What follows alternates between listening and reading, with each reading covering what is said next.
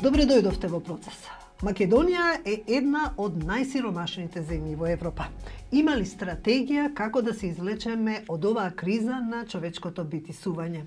Со мене во студио е Мила Царовска, министарка за труд и социјална политика. Добре дојдовте.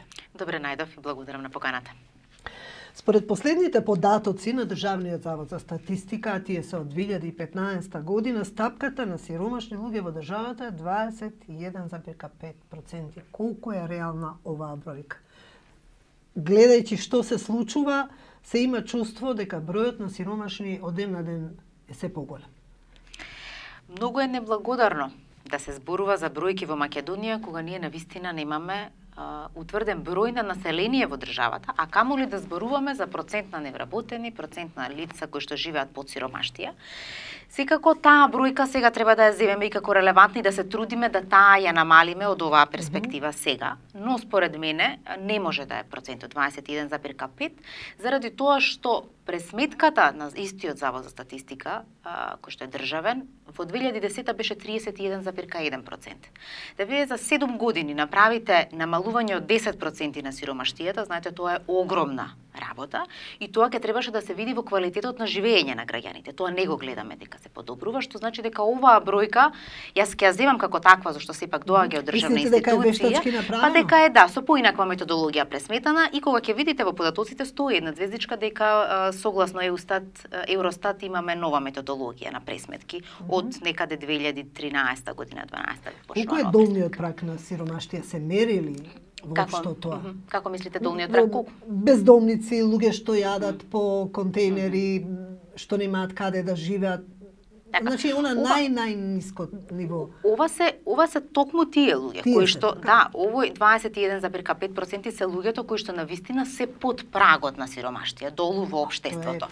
Но во Македонија ниту има регистар на бездомни лица, ниту имаме регистар на лица кои што на некој начин не остваруваат права. Заради тоа што пак ќе го видите нашиот систем на социјална заштита, имате голем дел на лица кои што се уште надвор од системот, а многу им требаат финансиски средства. И останале надвор од приматели на социјална помош, право на домување, затоа што немаат документ, затоа што нема кој да им ги каже правата. Да позборуваме лица. Токму системот не се грижи. Токму тие лица се немаат допир до интернет, немаат допир до весници или едноставно не можат да извадат, немаат пари да извадат документи. Дали тука нешто може да се стори, барем тие документи, изводи да бидат бесплатни? И тие луѓе да се најдат некако на пазарот на трудот, ако е возможно. Има олеснувања административни за луѓе кои што се корисници на социјална помош или кои што ќе докажат дека немаат приход. Но не стигнуваат информациите до нив за да си ги остварат правата. А тоа е дека нашиот систем често затајува. Вие ќе речете во моментов извршувам функција на министерка, како може да зборувам така за системот, но вистината е таа. Јас и кога направив пресек во министерството, она кој што го зборував од надвор и она што го зборувам сега од внатре, е дека нашите центри за социјална работа не работат на принципот на менаџмент на случај, дека вие го идентификувате лицето и барате начин да го извлечете. Јас тоа сега секој ден.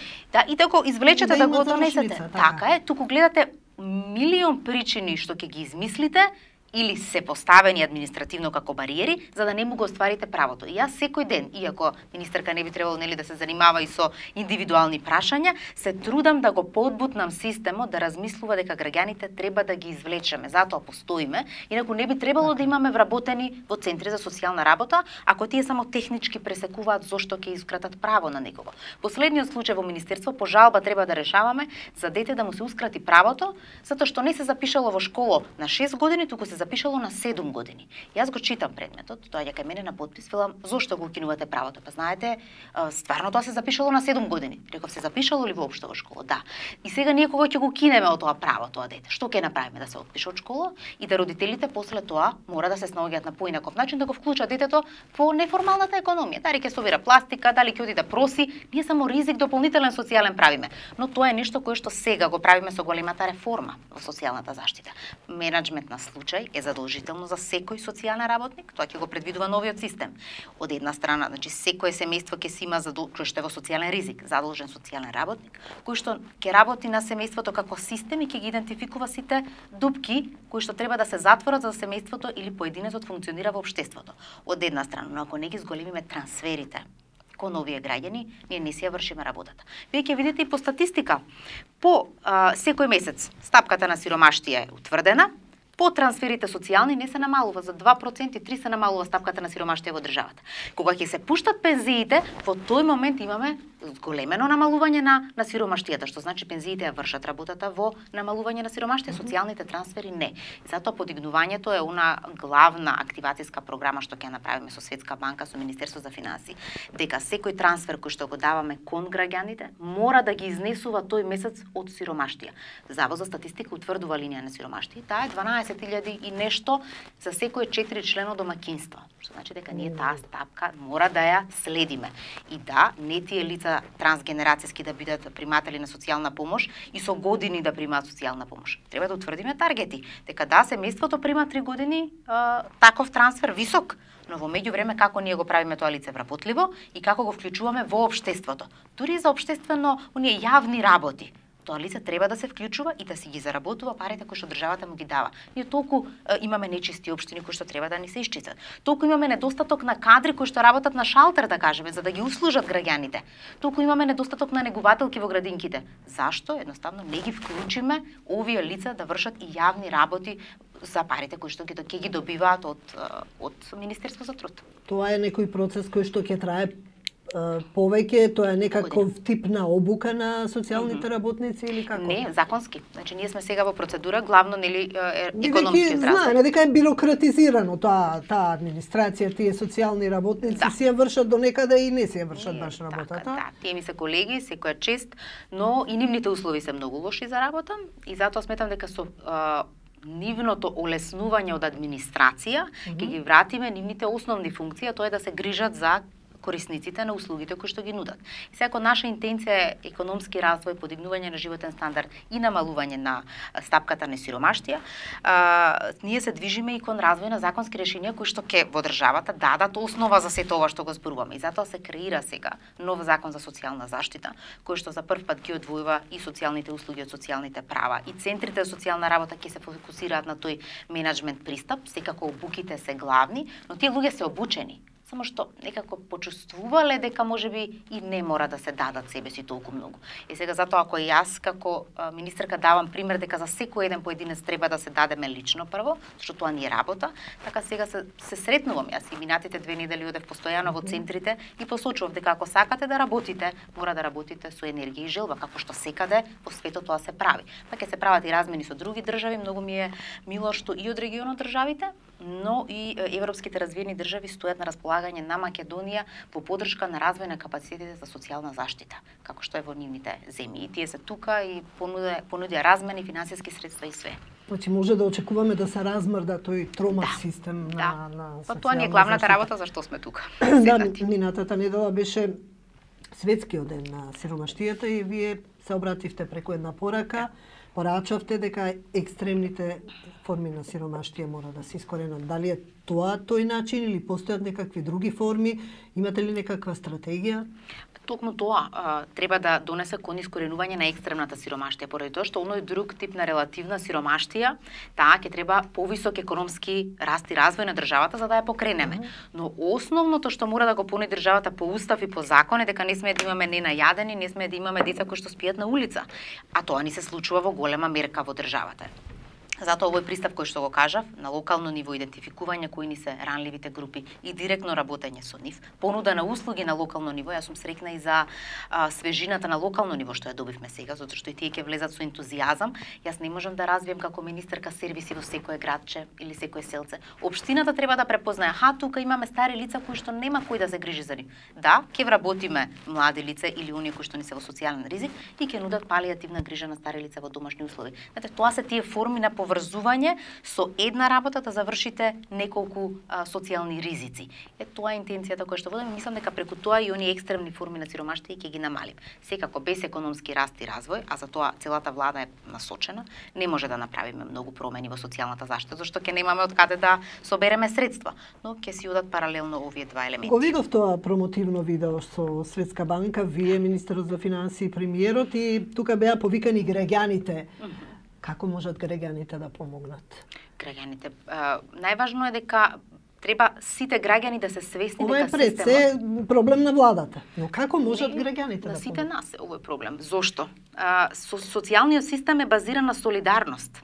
Дека ако ние утврдиме дека плаќаме даноци и дека со тие даноци бараме да граѓаните кои што ни се во социјални ризик државата ги заштити Да, ма со граѓаните нашите си пари. даваат тие пари и Не велат, бараат еве сега одговорност. државата треба Ама не да... бараат голема одговорност. Многу малку се чувствува дека граѓаните знаат дека парите што ги плаќаат преку даноци, ни социјалниот систем се трансферираат кај оние кои што се најранливи. И сега сме дозволиле системот за социјална заштита да пушти низ мембраната луѓе кои што не се за во систем на социјална заштита. Сега секој граѓанин кој што знае дека некој до негов комшија користи туѓа нега, а не треба да користи, истиот тој треба да така да каже, затоа што некој друг кој што треба да користи не користи. Од друга страна, дека граѓаните исто така може да се организираат себе си на локално ниво, да партиципираат во социјални услуги, самите да ги организираат, така низ волонтерски сервиси. Тоа е втората работа преку која што може да се вклучат. Секако фирмите општествено одговорни и тие учествуваат во процесите на намалување на сиромаштија во општеството. Веројатно и невладиниот сектор тука и да ги лоцираат па и да помогнат. Тие ги лоцираат, ги идентификуваат, пилотираат, а државите превземаат. Така е секаде во светот. Така сметам дека граѓаните се клучени во целиот тој систем на намалување на сиромаштијата. Секој пети граѓанин има по еден оброк, барем така говорат некакви статистики, официјални, неофицијални, не знам, и живее во ризик од сиромаштија. Дури 22,9% е стапката на сиромаштија на две возрастни со две деца, стапката на сиромашни вработени 8,9%, а на пензионери 7,3%. Ова се загрижувачки податоци. Се посебно вработени сиромашни, кои укажуваат дека треба да се преземат сериозни мерки. Најавивте баш во таа стратегија намалување на 16% до 2020. Како ќе го направите тоа ако оваа бројка од 21,5 можеби не е реална? Тоа е процент од 5%. Белгија има 15%, тогаш 15%. Значи 5% треба да ја намалиме ние. Преку економски раст и развој едното, а второто е преку трансферот кој што го најавив. Минималниот приход или она кое што го кажуваме дека граѓаните кои што примаат социјални трансфери треба да добијат трансфери над линија на сиромаштија, апсолутно ќе го намали процентот на сиромаштија. Но вработени сиромашни ни се 9% или 8,9%. Тие сега со минималната плата излегува од сиромаштија, а тоа се 130.000 граѓани кои што во изминатиот период не зима над линијата на сиромаштија, а сега треба да добијат над линијата на сиромаштија. Така да сите тие во моментов природно ќе го намалат процентот на сиромаштија. Стечајците кои што досега не зимаа ништо, сега ќе добијат сума која што исто така ќе контрибуира во нивниот доход. Тука го очекате тој процент со минималната плата и со минималната плата, стечајците, минималниот приход што треба до 2019 да го воведеме со новиот закон, тој ќе си земавме една година да работиме сериозно на реформата во социјална заштита со Светска банка заедно и финанси. 2019 со воведувањето на минималниот приход апсолутно ќе имаме дополнително намалување на сиромаштијата. Така да сите мерки кои што ги правиме и нерационалното трошење на пари ако го насочиме кон граѓаните, кои што претходно се правило, сега ако тие пари ги насочиме кон граѓаните, јас сум сигурна дека овие 5% за 4 полни години може да ги добиеме. Без лажење, без фингирање на податоци и да не е 21,5. Ако статистика да кажеме со некоја си методологија, ако може сега да се направи таа проценка, дали е да или не без попис, не сум сигурна, тие ќе кажат се експерти во тоа, но сепак јас сум се зацртала и во стратегијата на владата стои тоа, дека 5% ќе ја намалиме сиромаштијата за 4 полни години или за еден цел мандат. Колку луѓе живеат од социјална помош во државата? Околу 26.000, нешто повеќе од 26.000 домаќинства живеат од социјална парична помош и уште 7.000 имаме на постојана парична помош. Колку изнесува таа социјална? Социјалната парична помош 2.800 денари по лице во првите 3 години, а после 3 години изнесува 1.400 денари за едно лице, докај 5 лица може да стигне и 6.000 така. Зашто до 5 лица плаќаме. После веќе и 10 е истата сума. Тешко дека може да се преживее со 1200 денари. Не, сигурно дека тие лица се вклучени и во сивата економија и во различни други активности, како што се питачење, за да може да го преживеат месецот. Инаку се лажеме себе си ако сметаме дека тие лица живеат. Затоа велам дека оваа активацијска програма, овој минимален приход што ќе го гарантираме до линија на сиромаштие, тогаш ви дава одврзани раце како држава да вие забраните питачење, да ги вклучите да работат нешто и да работната способност своја градат. А вака не може ништо да правите со нив. На трудот. Тоа ќе биде главна тенденција и тоа е Светска банка таа идеја и ни ја поддржа единствено дека да, вие може висок трансфер да исплаќате како социјален трансфер кон граѓаните, но тие мора да се работно оспособуваат, а не 50 години да бидат на листата на приматели на социјална помош. Така ќе има посебен активацијски програм, како што сега има активни мерки за вработување на млади и повозрасни, така ќе имаме посебен план за активација на лицата корисници на социјална парична помош. Зборуваме за иднина, за кој период? Како што кажав, тој законот почнува да се имплементира 2019. Цела 2018 ќе пилотираме во дел општини, ќе се пишува законот и веројатно октомври-ноември ќе влезе во собраниска процедура, за да од 2019 си стартуваме. Ние уште сега имаме подобрување на инфраструктурата на секоја општина ќе добие позиција каде што ќе може да се аплицира за сите права од социјална заштита, затоа што сега само на 30 места може да аплицираат. Затоа и голем број граѓани не се опфатени со системот. Само 30 центри за социјална работа. Додека сега секоја општина ќе си има своја просторија поврзана со центра социјална работа кај што ќе аплицираат наредна година и законски го решаваме тоа за во 2019 да тргнеме со имплементација на ова кој што го кажав, активацијска програма. Бевте деновиве на една конференција во Сараево, таму се говореше за детската сиромаштија, тоа беа земји од регионот. Што им кажавте за Македонија? Како ќе се намали? Тоа е голем проблем, детската сиромаштија и питачењето по улици, стоењето по семафори. И излезе ли некаков договор на глобално ниво? Произлезе ли нешто од таа конференција? Се усвои акт како повик за акција за сите земји во регионот кои што се соочуваат со истиот наш проблем и сите пробуваат да воспостават реформа. Ние некако сме и најнапред во гледањето на тоа дека овој систем мора да даде заокружен круг на решавање не само на сиромаштијата, туку целосно социјалната исклученост и детската и на возрастните. Така да ние го презентиравме овој модел сега што го спремаме со Светска банка, тоа е минималниот приход, процесот на лиценцирање, вклучување на сите социјални партнери, меѓу кои приватниот сектор и граѓанските организации во нудење на услуги и дополнително трансферите за деца. Ако повозрастните граѓани се сеќаваат, а јас само од книги тоа сум го гледала, дека детските додатоци во минатото си ја вршеле својата работа. И тие на вистина давале можност децата што се од помалку семејства со помал приход да имаат еднакви можности со децата од семејства со повисок приход. Сега детскиот додаток го примаат само лица кои што имаат до 10.000 денари приход во семејството. Оние кои што се приматели на социјална помош никаков детски додаток не добиваат. А оние што се помеѓу 10-15.000 денари исто не. Затоа што не се ревидирал детскиот додаток со години. Останал од претходниот систем, каде што во полна вработеност, така, на сите што имале ниски примања се давал. А вака се заборавени оние кои што се најризични деца во Македонија.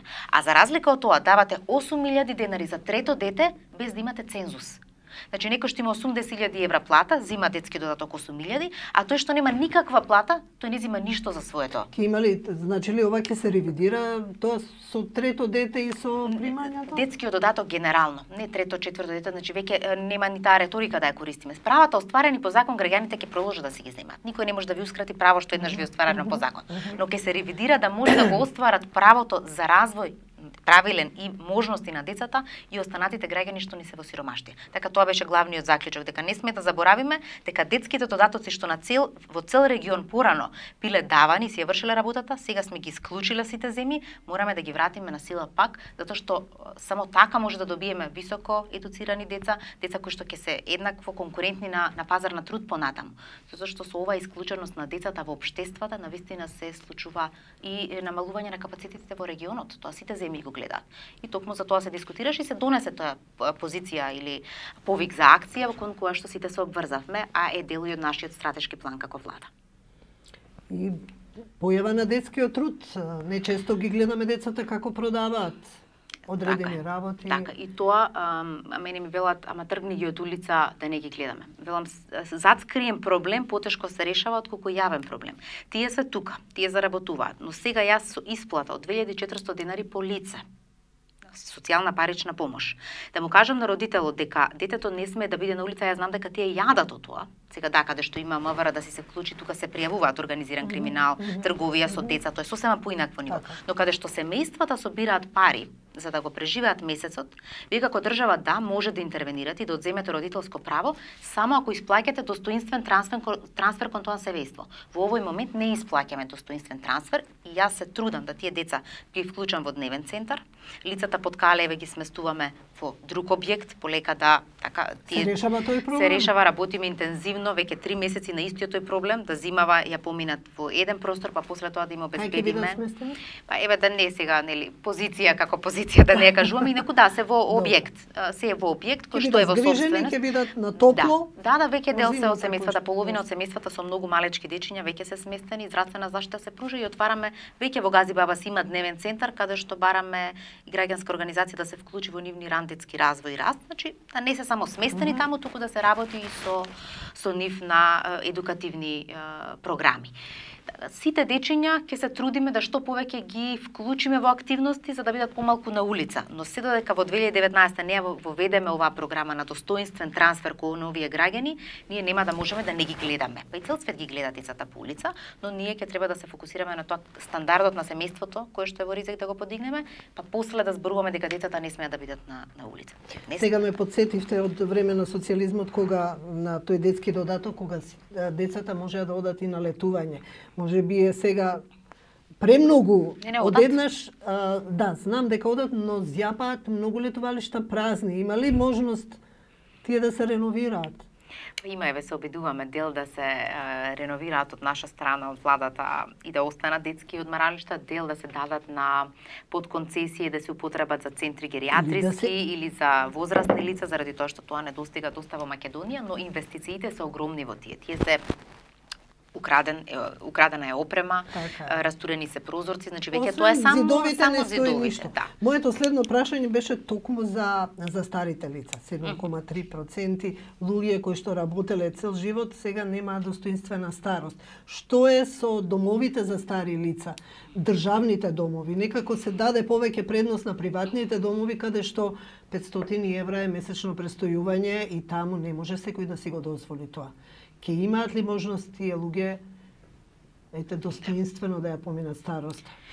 Воопшто во регионот, а и во развиените земји се оди повеќе на поддршка во домот и во семејството на старите лица, отколку сместување во центри, а тоа е нешто што ни недостига. Добро, има луѓе кои што немаат можности, значи морат да се сместат. Да, за тие си има со сместување страна на центарот, ако стварно нема приходи, ако децата се откажале од него. Тогаш и Центар за социјална работа излегува во пресер да ги сместиме во државните домови и да платиме. Дали гериатриски центар во Куманово се многу достоинствени условите.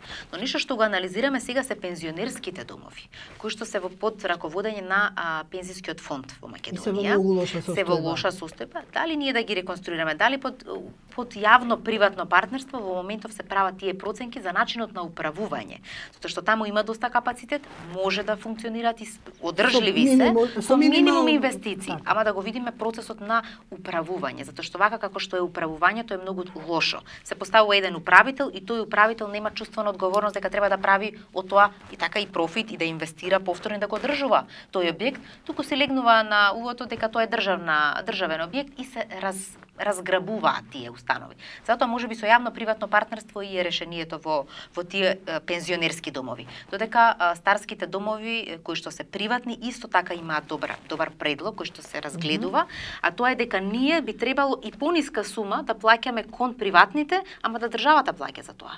Така не мора да градиме ние старски државен дом, туку да одреден капацитет од 120 државата да може да ги изнајмува како соби таму за пониска сума. Со тоа што тоа им е обезбеден приход на приватните домови. И тоа постои како опција, кој разгледуваме кои центри ги исполнуваат критериумите, зашто важно е да стандардите бидат како што треба, ако веќе државата плаќа и со управен договор да го изнајдеме и тоа како механизам. Со бездомниците, дали инцидентно ќе ги решаваме случаевите? Не смееме инцидентно да продолжиме да ги решаваме. Закон за социјално домување Македонија нема.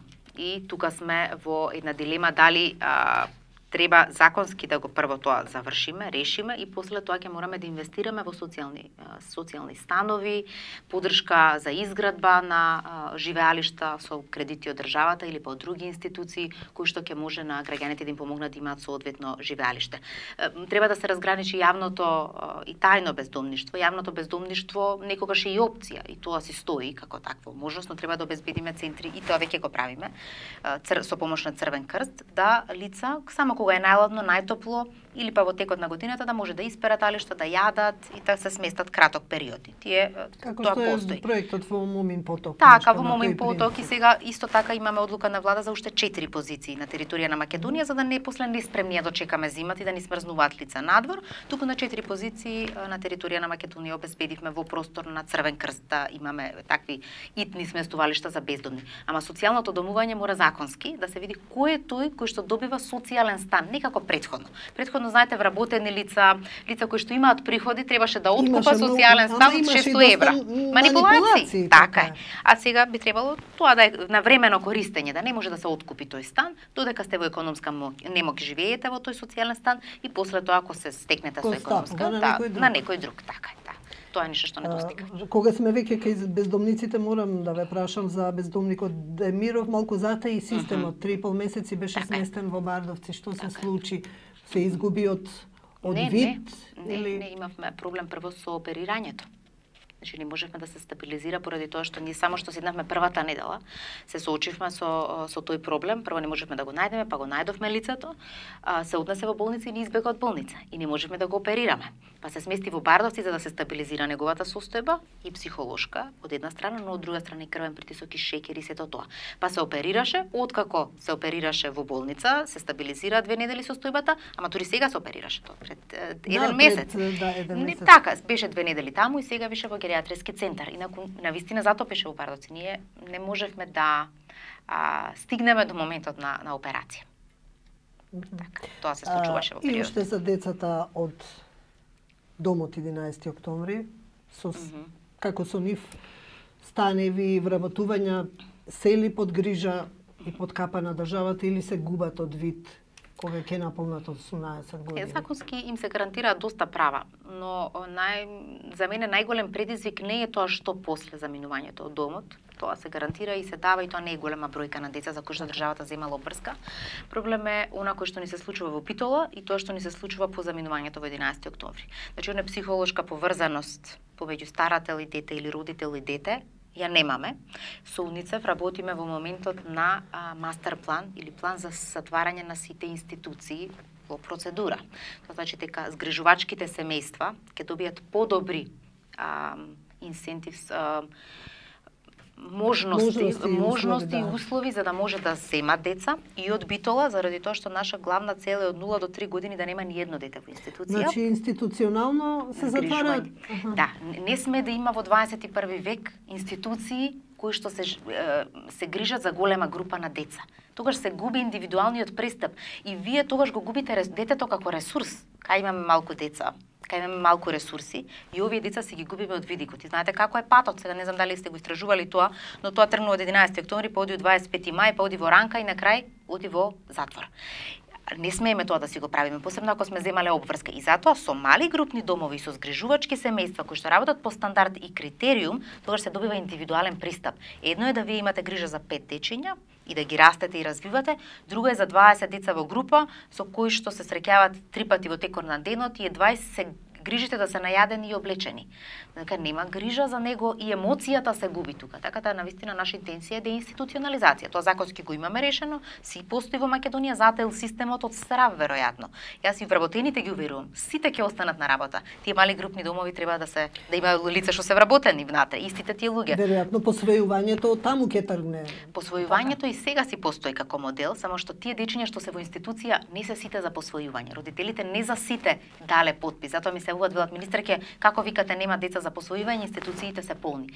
Се полни, но ако родителот не го отстапи, ако родителот не потпише дека отстапува детето на посвојување, кој ќе зема обврска да го даде на посвојување? Не можете правно да го решите тоа. Те велат почуваме го, можеби за една година ќе ми биде подобра состојбата. И така секоја година или не се појавуваат и вие немате согласност за посвојување. И треба државата да стане старател за да може. Си е старател, да. Така. Ама треба да добиете од родителот дополнително дека може да биде на посвојување. И затоа деинституционализацијата е добра форма. Згрижувачки семејства кои што не се мотивирани само од пари, значи ќе таргетираме граѓани кои што се над 50 година, кои што нивните деца израснале, па сега може да се посветат со љубов на дечиња кои што се оставени на државата, секако за одреден приход. Ова е нешто што ќе биде долгорочно или може во блиска иднина? Ќе почне уште во 2018 година. Уште на почетокот, значи со Министерот за финансии гледаме да се обезбедат средства заради тоа што тоа значи и инвестиција во малкрупен дом, адаптација на простор и така натаму, но пак ќе се намалуваат трошоците за институциите кои што ќе ги имаме. Така да ќе си одат паралелно процесите, една по една група ќе ги извлекуваме од институциите за во еден мандат од прилика барем 3 институции да ни се затворени. Ви благодарам на разговорот. Благодарам и вас.